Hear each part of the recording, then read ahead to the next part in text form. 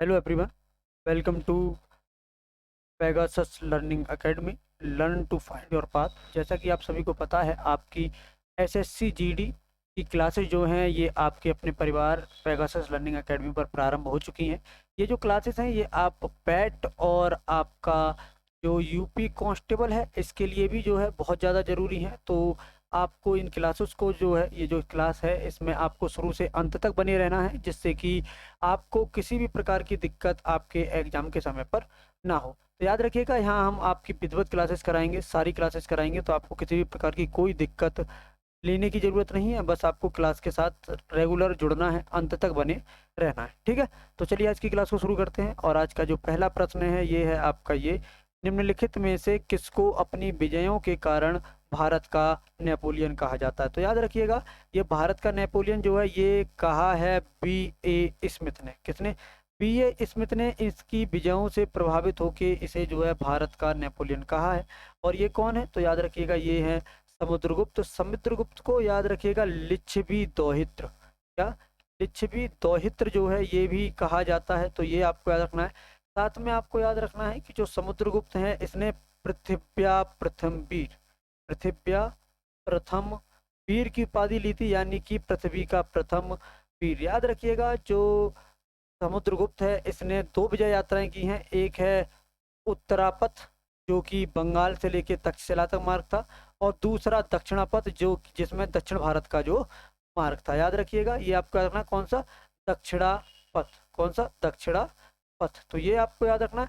उत्तरापथ के राजाओं को जीतकर इसने अपने साम्राज्य में मिला लिया, पर दक्षिणापथ के जो राजा थे इनसे उपहार लेकर ये जो है इन्हें स्वतंत्र कर दिया। मतलब इन्होंने इसकी जो अधीनता है वो स्वीकार कर की थी, लेकिन समुद्रगुप्त ने जो है इन पर सीधा शासन जो है नहीं किया था। तो ये आपको याद रखना है। स्कंदगुप्त के बारे में याद रखिएगा, इसके समय पर हूणों का जो है आक्रमण हुआ था, काफी आक्रमण हुआ था, बहुत तेजी से आक्रमण हुए थे, और स्कंदगुप्त ने ही जो है इन हूणों को जो है हराया था, रोक के रखा था। लेकिन स्कंदगुप्त के बाद आने वाले शासक कमजोर थे, और उन पर जो है उन उन पर जो है हूणों के आक्रमण ने गुप्त साम्राज्य को जो है नष्ट कर दिया। तो ये आपको याद रखना है। ठीक, चलिए अगला क्वेश्चन। क्वेश्चन नंबर है आपका दूसरा: प्रसिद्ध पुस्तक मेघदूत के लेखक कौन है? शूद्रक, कालिदास, वात्स्यायन, भास। तो याद रखिएगा ये हो जाएंगे आपके कालिदास। सूत्रक की कौन सी है? तो याद रखिएगा ये है मृच्छकटिकम।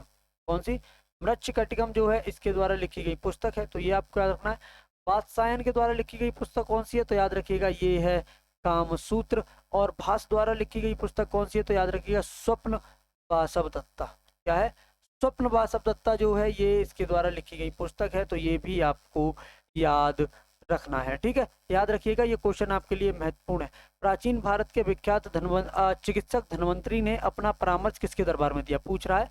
जो चिकित्सक हैं धन्वंतरी, ये किसके दरबार में थे? समुद्रगुप्त, अशोक, चंद्रगुप्त द्वितीय और कनिष्क। तो याद रखिएगा, जो धन्वंतरी हैं ये थे आपके चंद्रगुप्त द्वितीय के, ठीक है, दरबार में। किसके? चंद्रगुप्त द्वितीय के दरबार में।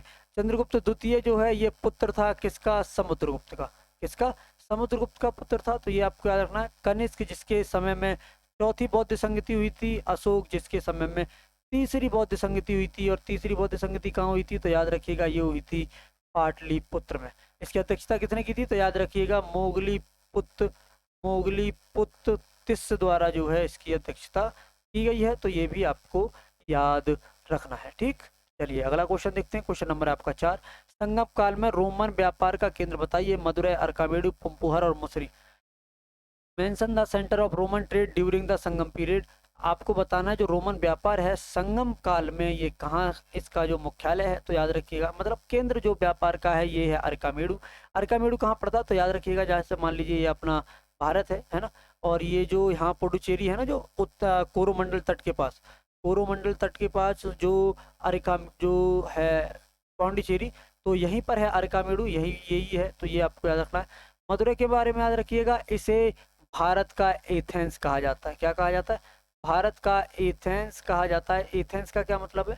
तो यूनान में एक जगह है एथेंस, मतलब जो सॉरी यूरोप में एक जगह है एथेंस।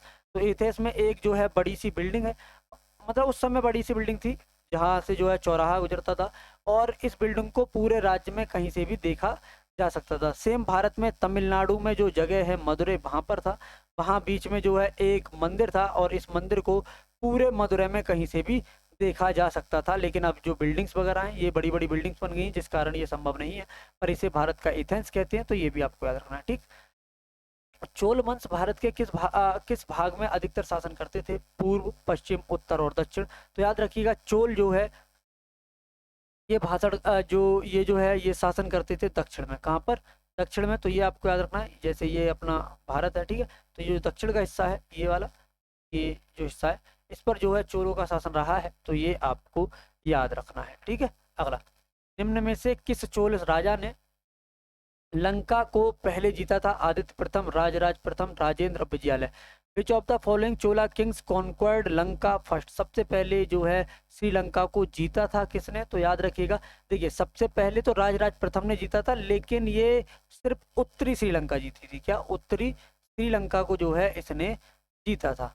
पूरी श्रीलंका को किसने जीता? तो याद रखिएगा राजेंद्र प्रथम द्वारा जो है पूर्ण सिंहल या कहें पूर्ण श्रीलंका को जो है ये जीता था। तो ये आपको याद रखना है। ठीक, चलिए नेक्स्ट क्वेश्चन है आपका 7। उत्तर मेरूर शिलालेख से किसके प्रशासन के बारे में जानकारी मिलती है? उत्तर मेरूर शिलालेख, तो याद रखिएगा इससे जानकारी मिलती है आपके चोलों से। किसकी? चोलों के प्रशासन की जानकारी इससे मिलती है। सातवाहन का संस्थापक कौन था? तो याद रखिएगा ये था सिमुक। सातवाहन के बारे में एक बात और याद रखिएगा, इन्होंने शीशे के सिक्के चलाए थे। किसके? शीशे के सिक्के जो है इनके द्वारा चलाए गए थे, तो ये भी आपको याद रखना है।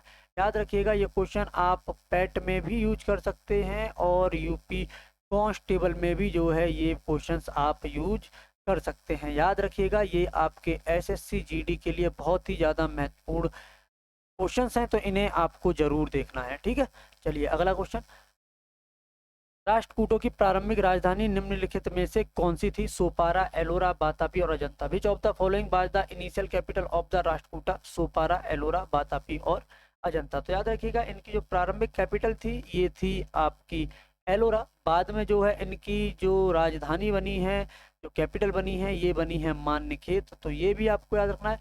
राष्ट्रकूट का जो संस्थापक था, तो याद रखिएगा इसका संस्थापक था दंतिदुर्ग। कौन था? इसका संस्थापक था दंतिदुर्ग। तो ये भी आपको याद रखना है। ठीक, अगला क्वेश्चन, धर्मराज रथ स्मारक कहाँ स्थित है? धर्मराज रथ, याद रखिएगा ये 5 रथ हैं। ठीक है, जिसमें एक है धर्मराज रथ, एक है अर्जुन रथ, एक है भीम रथ, ठीक है, एक है नकुल और सहदेव रथ, और एक है द्रौपदी रथ।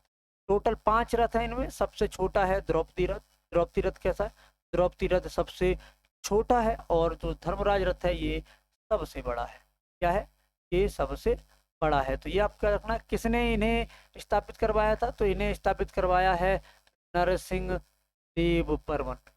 नरसिंह देव बर्मन द्वारा जो है ये स्थापित किए गए हैं। और कहाँ पर? महाबलीपुरम में। महाबलीपुरम कहाँ पर है? तो याद रखिएगा ये है तमिलनाडु में। यहाँ एक ऑप्शन है जिसे जान लेना जरूरी है, ये है खजुराहो, ये है मध्य प्रदेश में। यहाँ पर जो है कामुक खजुराहो का मंदिर है, जो कि कामुक मूर्तियों के लिए प्रसिद्ध है। किसके लिए? कामुक मूर्तियों के लिए जो प्रसिद्ध है। तो ये आपको याद रखना है। साथ में आपको याद रखना है ये बनवाया किसने है? तो ये बनवाया है चंदेल शासकों ने। किसने?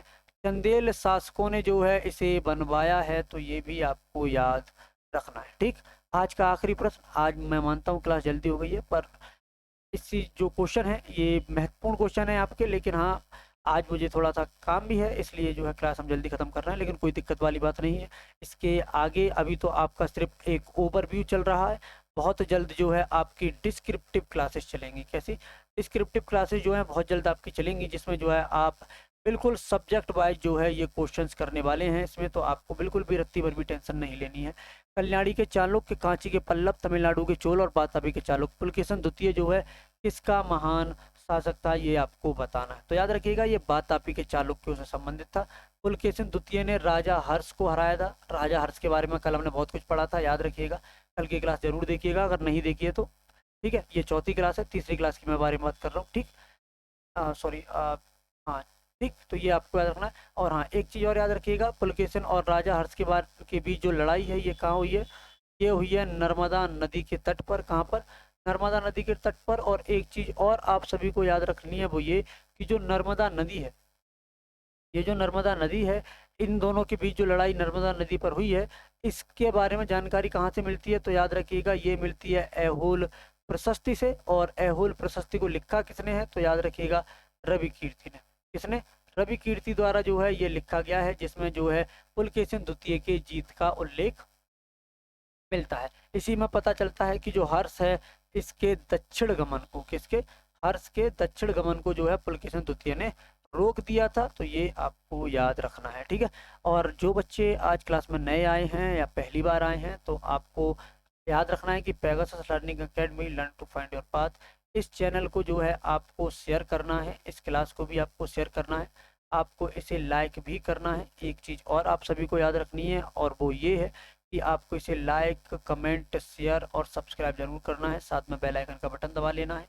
एक चीज़ और जो आपको याद रखनी है इसमें, और वो ये है कि याद रखिएगा, एसएससी जीडी, पैट और यूपी कांस्टेबल के लिए, या इसके अलावा और भी अगर आप जीएस का कोई एग्जाम या कोई भी ऐसा एग्जाम जिसमें जीएस, जीके और जीए पूछी जाती है, तो आप इन क्लासेस को रेफर कर सकते हैं, खुद को भी और अपने मित्र बंधु जो मित्र हैं उनको भी इसके बारे में बता सकते हैं, सगे संबंधियों को वो भी इसके बारे में बता सकते हैं। और हाँ, याद रखिएगा, आपकी क्लासेस रेगुलर होने वाली हैं, एक भी दिन मिस नहीं होगी, तो आपको भी एक भी दिन क्लास मिस नहीं करनी है। तो आज की क्लास के लिए इतना ही। हंसते रहिए, मुस्कुराते रहिए, कल फिर मिलते हैं।